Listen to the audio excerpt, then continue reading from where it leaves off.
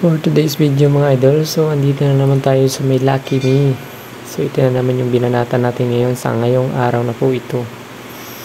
So yung first na ginawa natin dito mga idol is yung chili mansi po. Chili mansi, ito po yung canton. So bali madami-dami din yung stock namin dito.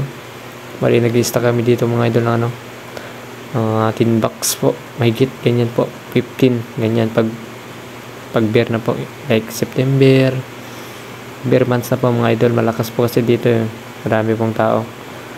So yung pangalawa nating inayos, ito po yung kalamansi po. Ito po yung kasama din niya.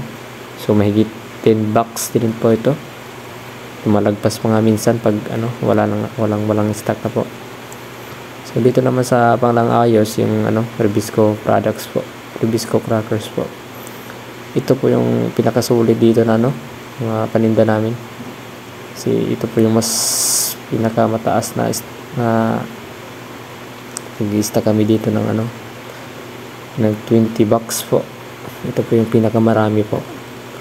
So yan na po yung pagkakayos niya mga idol. So yung isusunod natin mga idol is yung katabi, yung honey butter po. Ito po, napakasimple lang naman ayusin mga idol.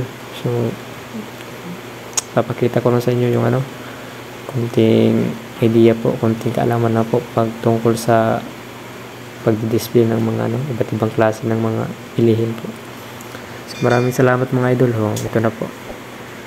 Maraming salamat sa sumuporta sa akin dyan, sa mga sulit supporters ko dyan. Maraming salamat po.